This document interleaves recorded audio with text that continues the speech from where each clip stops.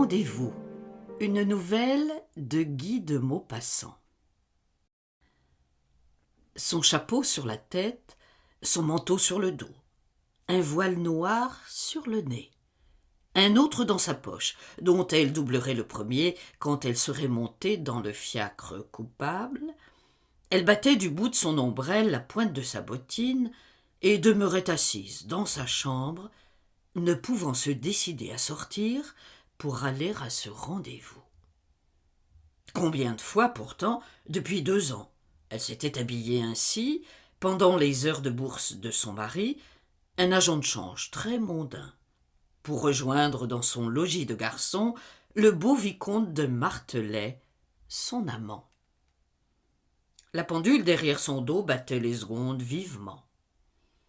Un livre à moitié lu bâillait sur le petit bureau de bois de rose, entre les fenêtres, et un fort parfum de violette, exhalé par 2 petits bouquets baignant en 2 mignons vases de Saxe sur la cheminée, se mêlait à une vague odeur de verveine soufflée sournoisement par la porte du cabinet de toilette demeurée entr'ouverte. L'heure sonna, 3 heures, et la mit debout. Elle se retourna pour regarder le cadran, puis sourit, songeant « Il m'attend déjà, il va s'énerver ». Alors elle sortit, prévint le valet de chambre qu'elle serait rentrée dans 1 heure au plus tard, un mensonge, descendit l'escalier et s'aventura dans la rue à pied. On était au dernier jour de mai, à cette saison délicieuse où le printemps de la campagne semble faire le siège de Paris et le conquérir par-dessus les toits, envahir les maisons à travers les murs, faire fleurir la ville, y répandre une gaieté sur la pierre des façades, l'asphalte des trottoirs et le pavé des chaussées, la baigner, la griser de sève comme un bois qui verdit. Madame Agan fit quelques pas à droite avec l'intention de suivre, comme toujours, la rue de Provence, où elle hélerait un fiacre, mais la douceur de l'air, cette émotion de l'été qui nous entre dans la gorge en certains jours, la pénétra si brusquement que, changeant d'idée, elle prit la rue de la Chaussée-d'Antin, sans savoir pourquoi, obscurément attirée par le désir de voir des arbres dans le square de la Trinité. Elle pensait « il m'attendra 10 minutes de plus ». Cette idée, de nouveau, la réjouissait et, tout en marchant à petits pas dans la foule, elle croyait le voir s'impatienter, regarder l'heure, ouvrir la fenêtre, écouter à la porte, s'asseoir quelques instants, se relever, et n'osant pas fumer, car elle lui avait défendu les jours de rendez-vous, jeter sur la boîte aux cigarettes des regards désespérés. Elle allait doucement, distraite par tout ce qu'elle rencontrait, par les figures et les boutiques, ralentissant le pas de plus en plus, et si peu désireuse d'arriver qu'elle cherchait aux devantures des prétextes pour s'arrêter. Au bout de la rue, devant l'église, la verdure du petit square l'attira si fortement qu'elle traversa la place, entra dans le jardin, cette cage à enfants, et fit 2 fois le tour de l'étroit gazon, au milieu des nounous enrubannées, épanouies, bariolées, fleuries. Puis elle prit une chaise, s'assit, et levant les yeux vers le cadran rond comme une lune dans le clocher, elle regarda marcher l'aiguille. Juste à ce moment, la demie sonna, et son cœur tressaillit d'aise en entendant tinter les cloches du carillon. 1 demi-heure de gagnée, plus 1/4 d'heure pour atteindre la rue Méroménil, et quelques minutes encore de flânerie, 1 heure. 1 heure volée au rendez-vous. Elle y resterait 40 minutes à peine, et ce serait fini encore une fois. Dieu! Comme ça l'ennuyait d'aller là-bas. Ainsi qu'un patient montant chez le dentiste. Elle portait en son cœur le souvenir intolérable de tous les rendez-vous passés, 1 par semaine en moyenne depuis 2 ans, et la pensée qu'un autre allait avoir lieu tout à l'heure la crispait d'angoisse, de la tête aux pieds. Non pas que ce fût bien douloureux, douloureux comme une visite au dentiste, mais c'était si ennuyeux, si compliqué, si long, si pénible, que tout, même une opération, lui aurait paru préférable. Elle y allait pourtant très lentement, à tout petits pas, en s'arrêtant, en s'asseyant, en flânant partout, mais elle y allait. Oh, elle aurait bien voulu manquer encore celui-là, mais elle avait fait poser ce pauvre vicomte 2 fois de suite le mois dernier, et elle n'osait point recommencer si tôt. Pourquoi y retournait-elle? Ah, pourquoi? Parce qu'elle en avait pris l'habitude, et qu'elle n'avait aucune raison à donner à ce malheureux Martelet quand il voudrait connaître ce pourquoi. Pourquoi avait-elle commencé? Pourquoi? Elle ne le savait plus. L'avait-elle aimé? C'était possible. Pas bien fort, mais un peu, voilà si longtemps. Il était bien, recherché, élégant, galant, et représentait strictement, au premier coup d'œil, l'amant parfait d'une femme du monde.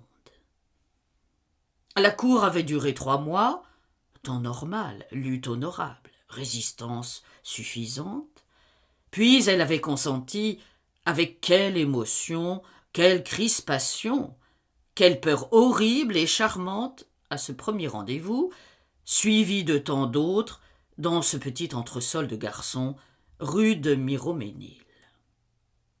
Son cœur, qu'éprouvait alors son petit cœur de femme séduite, vaincue, conquise, en passant pour la première fois la porte de cette maison de cauchemar. Vrai, elle ne le savait plus. Elle l'avait oublié. On se souvient d'un fait, d'une date, d'une chose, mais on ne se souvient guère 2 ans plus tard, d'une émotion qui s'est envolée très vite parce qu'elle était très légère. Oh, par exemple, elle n'avait pas oublié les autres, ce chapelet de rendez-vous, ce chemin de la croix de l'amour, aux stations si fatigantes, si monotones, si pareilles, que la nausée lui montait aux lèvres, en prévision de ce que ce serait tout à l'heure. Dieu! Ces fiacres qu'il fallait appeler pour aller là, ils ne ressemblaient pas aux autres fiacres dont on se sert pour les courses ordinaires. Certes, les cochers devinaient. Elle le sentait rien qu'à la façon dont il la regardait, et ces yeux de cocher de Paris sont terribles. Quand on songe qu'à tout moment, devant le tribunal, ils reconnaissent, au bout de plusieurs années, des criminels qu'ils ont conduits une seule fois, en pleine nuit, d'une rue quelconque à une gare, et qu'ils ont affaire à presque autant de voyageurs qu'il y a d'heures dans la journée, et que leur mémoire est assez sûre pour qu'ils affirment « Voilà bien l'homme que j'ai chargé, rue des Martyrs, et déposé gare de Lyon, à minuit 40, le 10 juillet de l'an dernier. » N'y a-t-il pas de quoi frémir? Lorsqu'on risque ce que risque une jeune femme allant à un rendez-vous en confiant sa réputation au premier venu de ses cochers. Depuis 2 ans, elle en avait employé, pour ce voyage de la rue Miroménil, au moins 100 à 120, en comptant un par semaine. C'était autant de témoins qui pouvaient déposer contre elle dans un moment critique. Aussitôt dans le fiacre, elle tirait de sa poche l'autre voile, épais et noir comme un loup, et se l'appliquait sur les yeux. Cela cachait le visage, oui, mais le reste, la robe, le chapeau, l'ombrelle, ne pouvait-on pas les remarquer, les avoir vus déjà? Oh, dans cette rue de Miroménil, quel supplice! Elle croyait reconnaître les passants, tous les domestiques, tout le monde. À peine la voiture arrêtée, elle sautait et passait en courant devant le concierge, toujours debout sur le seuil de sa loge. En voilà un qui devait tout savoir, tout. Son adresse, son nom, la profession de son mari, tout, car ces concierges sont les plus subtils des policiers. Depuis 2 ans, elle voulait l'acheter, lui donner, lui jeter, un jour ou l'autre, un billet de 100 francs en passant devant lui. Pas une fois elle n'avait osé faire ce petit mouvement de lui lancer aux pieds ce bout de papier roulé. Elle avait peur. De quoi? Elle ne savait pas. D'être rappelée, s'il ne comprenait point, d'un scandale, d'un rassemblement dans l'escalier, d'une arrestation peut-être. Pour arriver à la porte du vicomte, il n'y avait guère qu'un demi-étage à monter, et il lui paraissait haut comme la tour Saint-Jacques. À peine engagée dans le vestibule, elle se sentait prise dans une trappe, et le moindre bruit devant ou derrière elle lui donnait une suffocation. Impossible de reculer, avec ce concierge et la rue qui lui fermaient la retraite. Et si quelqu'un descendait juste à ce moment? Elle n'osait pas sonner chez Martelet et passait devant la porte comme si elle allait ailleurs. Elle montait, montait, montait. Elle aurait monté 40 étages. Puis, quand tout semblait redevenu tranquille dans la cage de l'escalier, elle redescendait en courant avec l'angoisse dans l'âme de ne pas reconnaître l'entresol. Il était là, attendant dans un costume galant en velours doublé de soie, très coquet, mais un peu ridicule. Et depuis 2 ans, il n'avait rien changé à sa manière de l'accueillir, mais rien, pas un geste. Dès qu'il avait refermé la porte, il lui disait « Laissez-moi baiser vos mains, ma chère, chère amie. » Puis il la suivait dans la chambre, où volets clos et lumière allumée, hiver comme été. Pas chic sans doute. Il s'agenouillait devant elle en la regardant de bas en haut avec un air d'adoration. Le premier jour, ça avait été très gentil, très réussi, ce mouvement-là. Maintenant, elle croyait voir M. Delaunay jouant pour la 120e fois le 5e acte d'une pièce à succès. Il fallait changer ses effets. Et puis après, oh mon Dieu, après, c'était le plus dur. Non, il ne changeait pas ses effets, le pauvre garçon. Quel bon garçon, mais banal. Dieu, que c'était difficile de se déshabiller sans femme de chambre. Pour une fois, pas encore, mais toutes les semaines cela devenait odieux. Non, vrai. Un homme ne devrait pas exiger d'une femme une pareille corvée. Mais s'il était difficile de se déshabiller, se rhabiller devenait presque impossible, et énervant à crier, exaspérant à gifler le monsieur qui disait, tournant autour d'elle d'un air gauche, « Voulez-vous que je vous aide ?»« L'aider. Ah oui. À quoi? De quoi était-il capable? Il suffisait de lui voir une épingle entre les doigts pour le savoir. C'est à ce moment-là, peut-être, qu'elle avait commencé à le prendre en grippe. Quand il disait « Voulez-vous que je vous aide ?» elle l'aurait tué. Et puis, était-il possible qu'une femme ne finît point par détester un homme qui, depuis 2 ans, l'avait forcé plus de 120 fois à se rhabiller sans femme de chambre? Certes, il n'y avait pas beaucoup d'hommes aussi maladroits que lui, aussi peu dégourdis, aussi monotones. Ce n'était pas le bon baron de Grimbal qui aurait demandé de cet air niais « Voulez-vous que je vous aide ?» Il aurait aidé, lui, si vif, si drôle, si spirituel. Voilà, c'était un diplomate.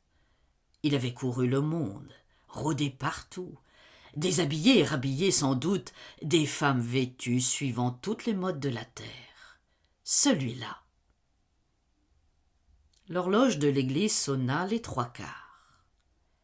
Elle se dressa, regarda le cadran, se mit à rire en murmurant « Oh oh ! doit-il être agité? Puis elle partit d'une marche plus vive et sortit du square. Elle n'avait point fait 10 pas sur la place quand elle se trouva nez à nez avec un monsieur qui la salua profondément. « Tiens, vous, baron, dit-elle, surprise. Elle venait justement de penser à lui. « Oui, madame. » Et il s'informa de sa santé, puis, après quelques vagues propos, il reprit « Vous savez que vous êtes la seule. Vous permettez que je dise de mes amis, n'est-ce pas, qui ne soient point encore venus visiter mes collections japonaises. Mais, mon cher baron, une femme ne peut aller ainsi chez un garçon. Comment? En voilà une erreur quand il s'agit de visiter une collection rare. En tout cas, elle ne peut y aller seule. Et pourquoi pas? Mais j'en ai reçu des multitudes de femmes seules, rien que pour ma galerie. J'en reçois tous les jours. Voulez-vous que je vous les nomme? Non, je ne le ferai point. Il faut être discret, même pour ce qui n'est pas coupable. En principe, il n'est inconvenant d'entrer chez un homme sérieux, connu, dans une certaine situation, que lorsqu'on y va pour une cause inavouable. Au fond, c'est assez juste ce que vous dites là. Alors, vous venez voir ma collection? Quand? Mais tout de suite. Impossible, je suis pressé. Allons donc. Voilà une demi-heure que vous êtes assise dans le square. Vous m'espionniez? Je vous regardais. Vrai, je suis pressé. Je suis sûr que non. Avouez que vous n'êtes pas pressé. Madame Hagan se mit à rire et avoua « Oh, non, pas très. » Un fiacre passait à les toucher. Le petit baron cria « Cocher !» et la voiture s'arrêta. Puis, ouvrant la portière, « Montez, madame. » Mais baron, non, c'est impossible. Je ne peux pas aujourd'hui. Madame, ce que vous faites est imprudent. Montez. On commence à nous regarder. Vous allez former un attroupement. On va croire que je vous enlève et nous arrêter tous les deux. Montez, je vous en prie. Elle monta, effarée, abasourdie. Alors il s'assit auprès d'elle en disant au cocher « Rue de Provence ». Mais soudain elle s'écria « Oh, mon Dieu, j'oubliais une dépêche très pressée. Voulez-vous me conduire d'abord au premier bureau télégraphique ?» Le fiacre s'arrêta un peu plus loin, rue de Châteaudun, et elle dit au baron « Pouvez-vous me prendre une carte de 50 centimes? J'ai promis à mon mari d'inviter Martelet à dîner pour demain, et j'ai oublié complètement. » Quand le baron fut revenu, sa carte bleue à la main, elle écrivit au crayon « Mon cher ami, je suis très souffrante. J'ai une névralgie atroce qui me tient au lit. Impossible sortir. Venez dîner demain soir pour que je me fasse pardonner. Jeanne. » Elle mouilla la colle, ferma soigneusement, mit l'adresse « Vicomte de Martelet, 240 rue Miroménil ». Puis, rendant la carte au baron, « Maintenant, voulez-vous avoir la complaisance de jeter ceci dans la boîte aux télégrammes ?»